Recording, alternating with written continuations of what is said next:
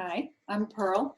I'm going to be reading to you The Evolution of Calpurnia Tate by Jacqueline Kelly, one of my favorite books. I like to do a chapter a day, and so today's the first day, chapter 1, and if you hear moving around, it might be one of the dogs. 2 dogs in the room with me today. The Evolution of Calpurnia Tate, chapter 1, Origin of Species. When a young naturalist commences the study of a group of organisms quite unknown to him, he is at first much perplexed to determine what differences to consider, for he knows nothing of the amount and kind of variation to which the group is subject. By 1899, we had learned to tame the darkness, but not the Texas heat. We arose in the dark hours before sunrise, when there was barely a smudge of indigo along the eastern sky, and the rest of the horizon was still pure pitch. We lit our kerosene lamps and carried them before us in the dark like our own tiny wavering suns. There was a full day's work to be done before noon, when the deadly heat drove everyone back into our big shuttered house, and we lay down in the dim, high-ceilinged rooms like sweating victims. Mother's usual summer remedy of sprinkling the sheets with refreshing cologne lasted only a minute. At 3 o'clock in the afternoon, when it was time to get up again, the temperature was still killing. The heat was a misery for all of us in Fentress. But it was the women who suffered the most in their corsets and petticoats. I was still a few years too young for this uniquely feminine form of torture. They loosened their stays and sighed the hours away and cursed the heat and their husbands too for dragging them to Caldwell County to plant cotton and acres of pecan trees. Mother temporarily gave up her hair pieces, a crimped false fringe, and a rolled horsehair wrap, platforms on which she daily constructed an elaborate mountain of her own hair. On those days, when we had no company, she even took to sticking her head under the kitchen pump and letting Viola, our cook, pump away until she was soaked through. We were forbidden by sharp orders to laugh at this astounding entertainment. As Mother gradually surrendered her dignity to the heat, we discovered, as did Father, that it was best to keep out of her way.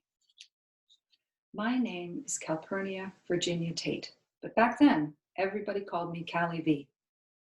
That summer, I was 11 years old and the only girl out of 7 children.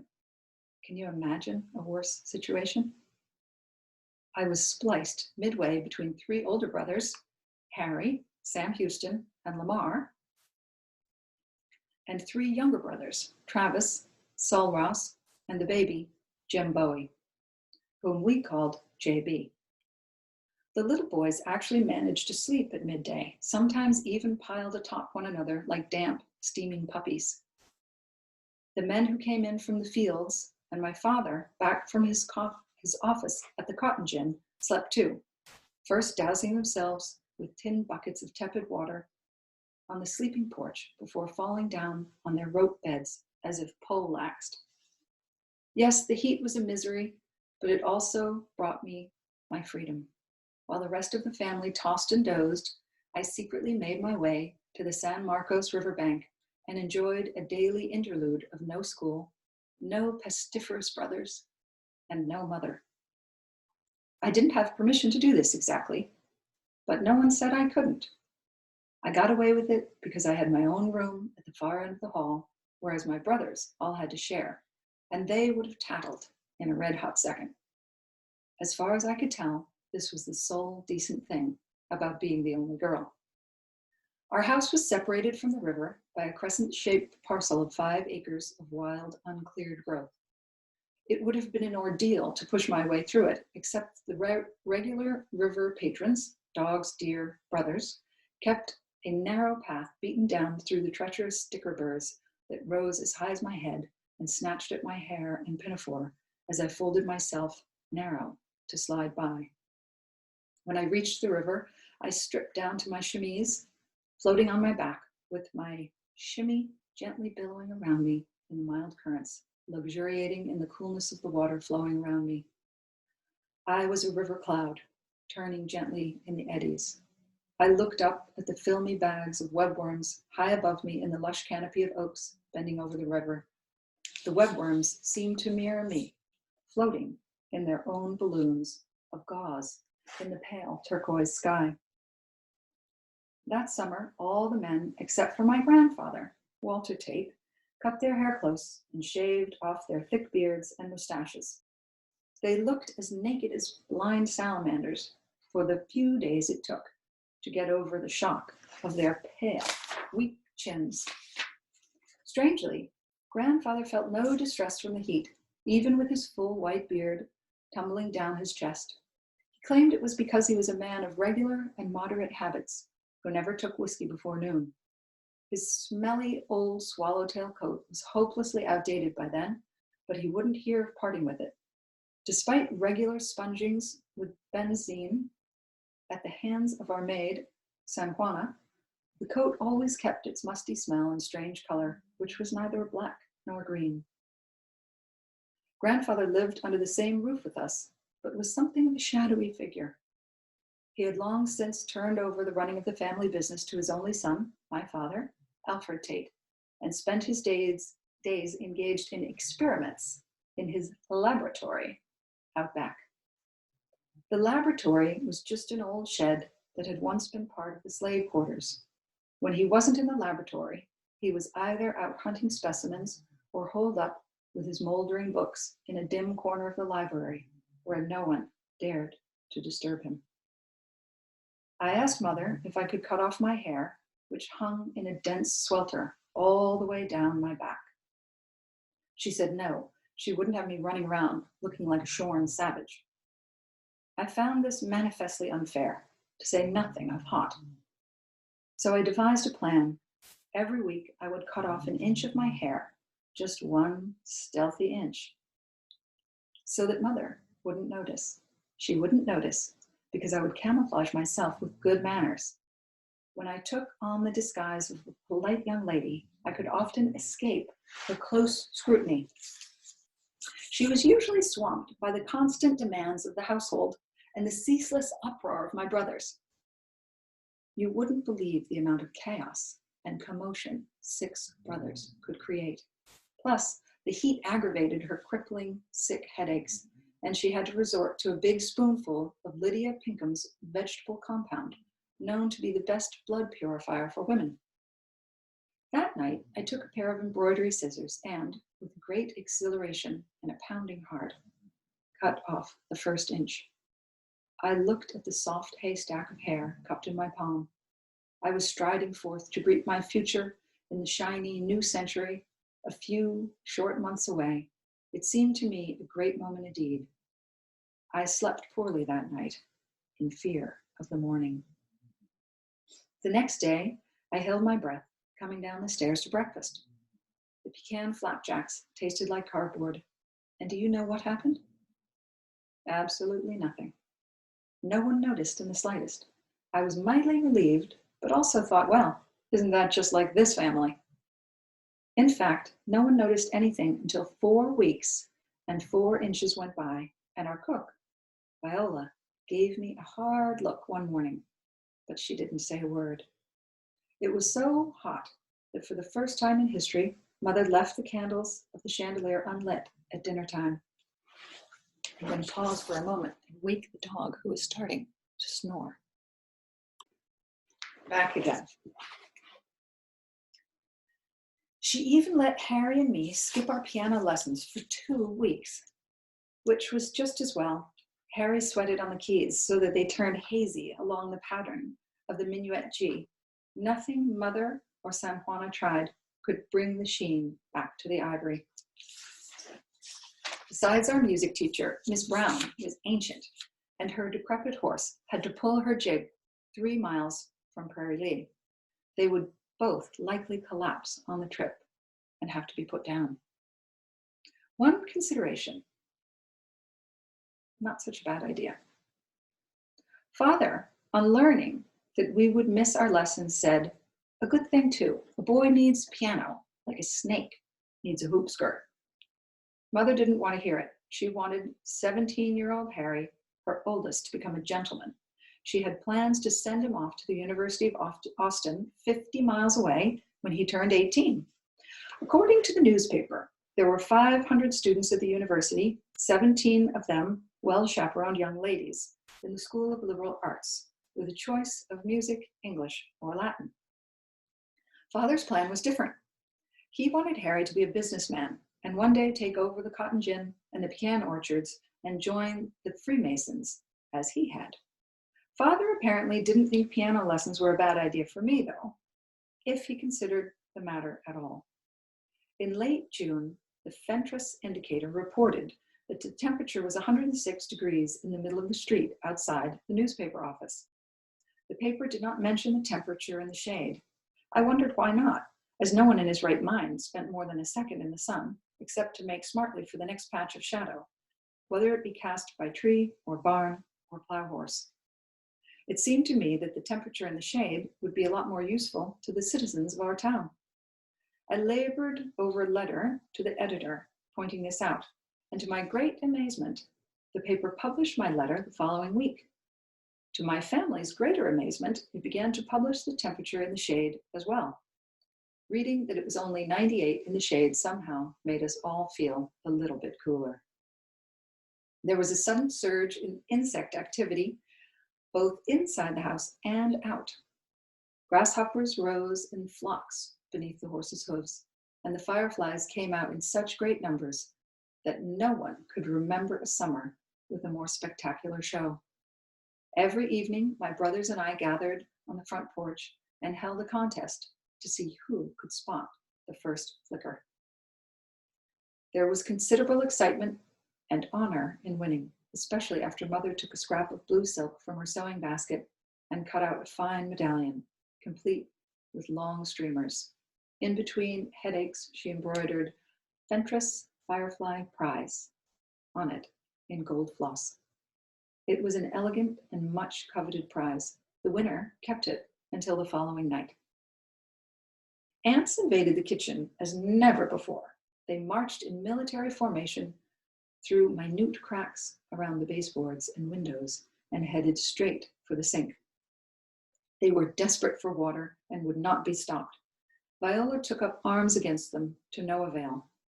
We deemed the fireflies a bounty and the ants a plague, but it occurred to me for the first time to question why there should be such a distinction. They were all just creatures trying to survive the drought, as we were. I thought Viola should give up and leave them alone, but I reconsidered after discovering that the black pepper in the egg salad was not pepper at all. While certain insects overran us, some of the other normal inhabitants of our property, such as earthworms, disappeared. My brothers complained about the lack of worms for fishing and the difficulty of digging them in the hard, parched ground. Perhaps you've wondered, can earthworms be trained? I'm here to tell you that they can. The solution seemed obvious to me. The worms always came when it rained, and it was easy enough to make some rain for them.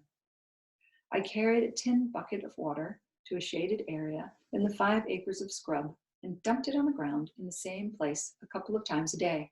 After 4 days, I had only to show up with my bucket, and the worms, drawn by my footsteps and the promise of water, crawled to the surface. I scooped them up and sold them to Lamar for a penny a dozen. Lamar nagged me to tell him where I'd found them, but I wouldn't. However, I did confess my method to Harry, my favorite, from whom I could keep nothing. Well, almost nothing. "Callie V," he said, "I've got something for you." He went to his bureau and took out a pocket-sized leather notebook with "Souvenir of Austin" stamped on the front. "Look here," he said, "I've never used it. You can use it to write down your scientific observations. You're a regular naturalist in the making." What exactly was a naturalist? I wasn't sure, but I decided to spend the rest of my summer being one. If all it meant was writing about what you saw around you, I could do that. Besides, now that I had my own place to write things down, I saw things I'd never noticed before. My first recorded notes were of the dogs. Due to the heat, They lay so still in the dirt as to look dead, even when my younger brothers chivied them with sticks out of boredom. They wouldn't bother to raise their heads. They got up long enough to slurp at the water trough and then flopped down again, raising puffs of dust in their shallow hollows.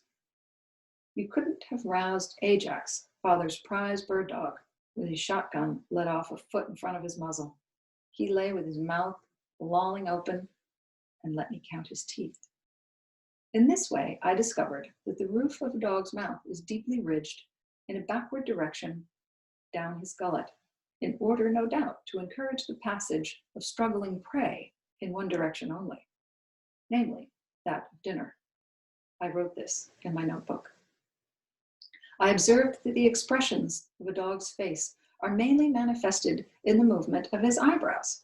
I wrote, why do dogs have eyebrows? Why do dogs need eyebrows? I asked Harry, but he didn't know. He said, go ask grandfather. He knows that sort of thing. But I wouldn't. The old man had fierce, tufty eyebrows of his own, rather like a dragon's, and he was altogether too imposing a figure for me to have clambered on as an infant. He had never spoken to me directly that I remembered, and I wasn't entirely convinced he knew my name.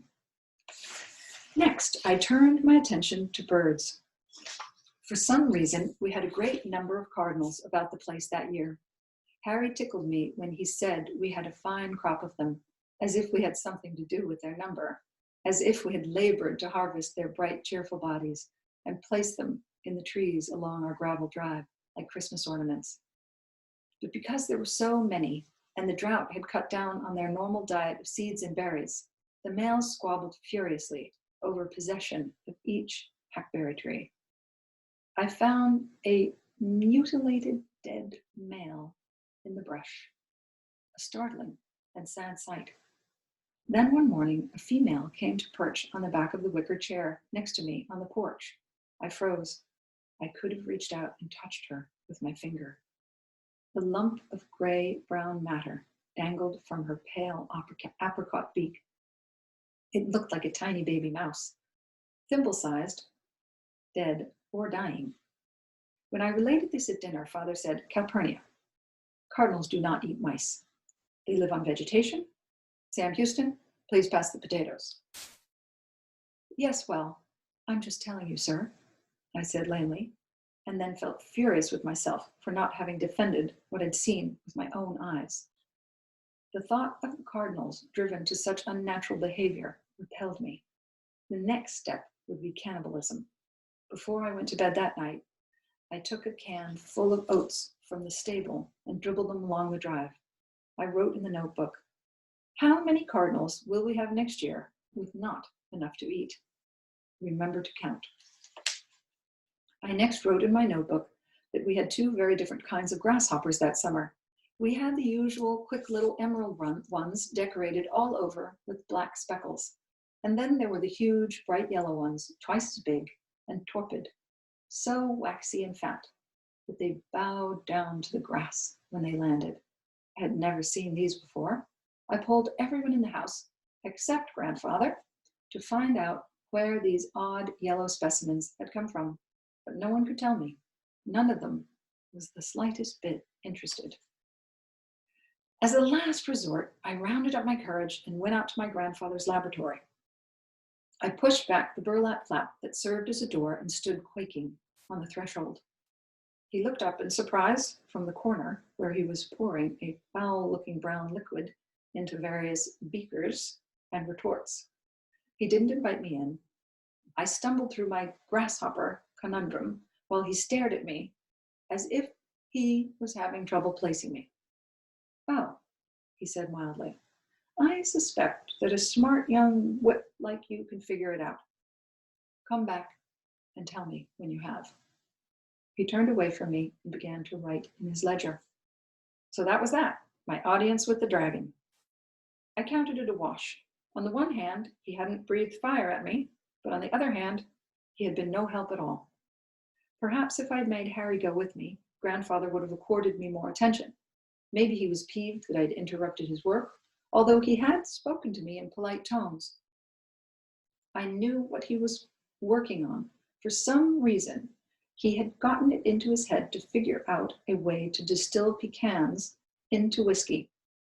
He apparently reasoned that if you could make fine spirits from common corn and the lowly potato, why not the princely pecan? And Lord knows, we were drowning in pecans. 60 acres of them. I went back to my room and contemplated the grasshopper puzzle.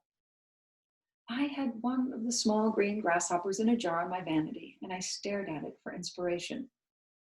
I had been unable to catch one of the big yellow ones, even though they were much slower. Why are you different? I asked, but it refused to answer. The next morning, I awoke, as usual, to a scuffling in the wall next to my bed. It was a possum returning to his lair at his normal time. Shortly after this, I heard the slap and slam of sash weights as San Juana threw open the parlor windows beneath my room. I sat up in my high brass bed, and suddenly it came to me that the fat yellow grasshoppers had to be an entirely new species, separate and apart from the green ones, and that I, Calpurnia Virginia Tate, had discovered them. And didn't the discoverer of a brand new species get to put her name on it? I was going to be famous. My name would be heralded far and wide. The governor would shake my hand. The university would applaud me a diploma. But what did I do now? How did I stake my claim on the natural world? I had a vague idea that I had to write to someone to register my find, some official in Washington. I had heard debates at the dinner table between my grandfather and our minister, Mr. Barker, concerning Mr. Charles Darwin's book, The Origin of Species, and the dinosaurs they were unearthing in Colorado, and what this meant to the book of Genesis. They talked about how nature weeded out the weak and left the hardy to carry on. Our school teacher, Miss Harbottle, had glossed over Mr. Darwin, looking discomfited as she did so. Surely such a book addressing the origin of species would tell me what to do. But how on earth could I get my hands on it when controversy still raged about such matters in our corner of the world? There was even an active chapter of the Flat Earth Society in San Antonio. When I remembered that Harry was due to take the long bed wagon into Lockhart for supplies. Lockhart was the seat of Caldwell County. The county library was there, books were there. All I had to do was beg a ride from Harry, the one brother who could deny me nothing.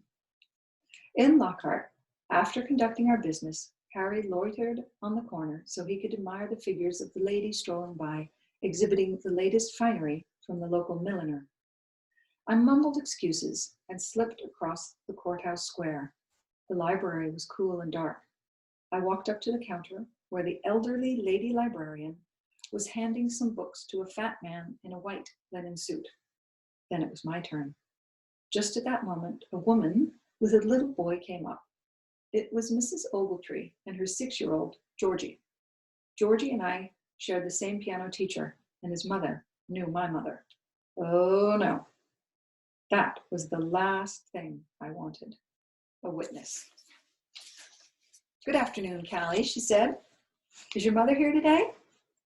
"She's at home, Mrs. Ogletree." "Hello, Georgie." "Hi, Callie," he said. "What are you doing here?" Just looking at books. Here, you've got yours. You go ahead of me, please." I stepped back and grandly waved them forward. "Why, thank you, Callie," she said. "Such lovely manners. I shall have to mention it to your mother the next time I see her." After an eternity, they left. I kept glancing around to see if anyone else was about to come up. The librarian frowned at me. I stepped up to the counter and whispered, "Please, ma'am, do you have a copy of Mr. Darwin's book?" She leaned over the counter and said, "What was that?" "Mr. Darwin's book, you know, Origin of Species." She frowned and cupped a hand behind her ear. "You have to speak up." I spoke up in a shaking voice. Mr. Darwin's book. That one, please. She pinioned me with a sour look and said, I most certainly do not. I wouldn't keep such a thing in my library. They keep a copy at the Austin Library, but I would have to order it by post. That's 50 cents. Do you have 50 cents? No, ma'am. I could feel myself turning pink. I'd never had 50 cents in my life. And, she added, I would need a letter from your mother permitting you to read that particular book. Do you have such a letter? No, ma'am, I said, mortified. My neck was starting to itch, the telltale precursor to an outbreak of hives. She sniffed. I thought not. Now, I have books to be shelved. You must excuse me. I wanted to weep with rage and humiliation, but I refused to cry in front of the old bat. I left the library in a purple frock and found Harry lounging in front of the general store. He looked at me with concern. I scratched the welts that had popped up on my neck and yelled, What is the point of a library if they won't give you a book? Harry glanced around. What are you talking about? Some people aren't fit to be librarians, I said. I want to go home now. On the long, hot, silent trip back in the wagon, piled high with goods, Harry looked over at me. What's the matter, my own pet? Nothing, I snapped. Oh, absolutely nothing, except that I was strangling on bitterness and gall and was in no mood to talk about it. For once, I was glad of the privacy of the deep sunbonnet that Mother had made me wear to prevent freckling. Do you know what's in that crate? Harry said, the one right behind you? I didn't bother to reply. I didn't know and I didn't care. I hated the world. It's a wind machine, he said, for Mother. If it had been any of my other brothers, I would have snarled at him. Don't be ridiculous. There's no such thing. Really, it is, he said. You'll see. When we got home, I couldn't stand the noisy excitement of the unloading of the wagon. I bolted for the river. I ripped off my bonnet and pinafore and dress and threw myself into the water, casting terror into the hearts of the local tadpoles and turtles. Good. That old librarian lady had ruined my day, and I was determined to ruin someone or something else's day. I ducked my head underwater and let out a long, loud scream, the sound burbling in my ears. I came up for air and did it again, and one more time, just to be thorough.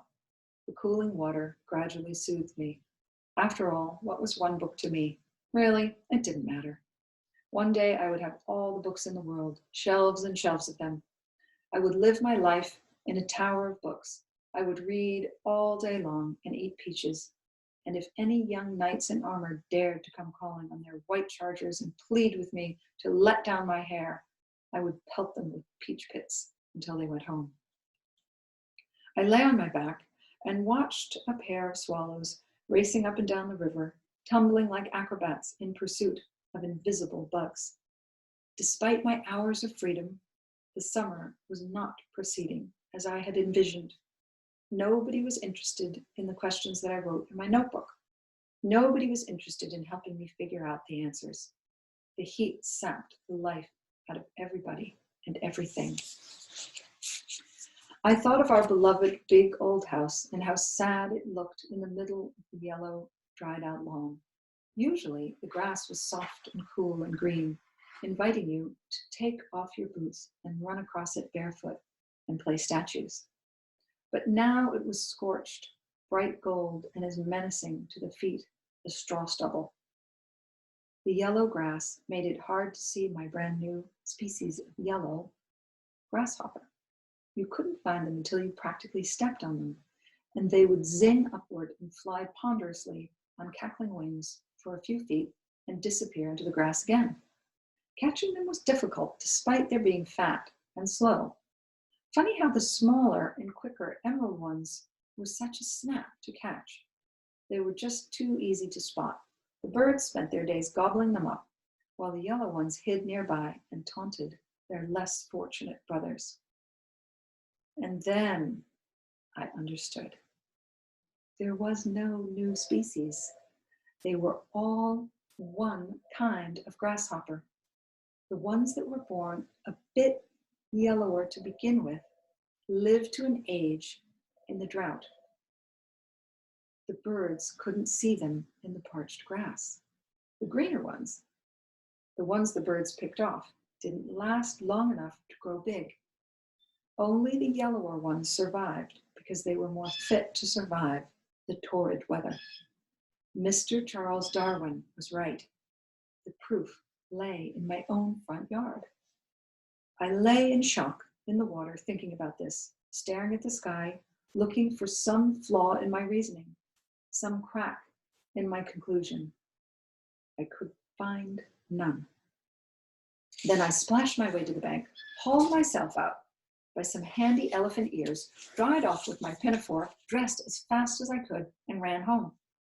When I got back to the house, I found the whole family clustered around a busted open crate in the hallway. In the middle of the Excelsior nest sat a squat black metal machine with 4 blades on the front and a glass reservoir on the back, into which my father poured kerosene. In the middle of the blades, a round brass boss proclaimed in curly script, "Chicago's finest wind machine." Father said, "Stand back." He struck a match and set the thing alight. It filled the room with a mineral stink and a great whoosh of air. My brothers all cheered. I cheered too, but for a different reason. Life in our house got somewhat easier after that. Mother retired at midday with her wind machine, and all our lives got better, especially Father's, whom she sometimes invited to retire with her. It took me a week to get up the nerve to visit Grandfather again. He was sitting in his laboratory on a dilapidated armchair, the oozing stuffing mined by mice. I said, "I know why the big grasshoppers are yellow and why the little ones are green." I told him my discovery and how I had figured it out. I shifted from foot to foot as he looked at me and listened in silence. After a while, he said, "Did you come up with that on your own? With no help?" "Yes," I said. Then I told him about my humiliating trip to the Lockhart Library. He stared at me for a moment with an odd expression on his face, perhaps surprise, perhaps consternation, as if I were a species he'd never seen before. He said, "Come with me." He didn't speak a word as we walked to the house. Oh dear. I had done the unthinkable, not once but twice, by interrupting him at his work. He was going to turn me over to Mother for yet another lecture on good manners. He led me to the library, where we children were not supposed to go. So, he was going to deliver the lecture himself.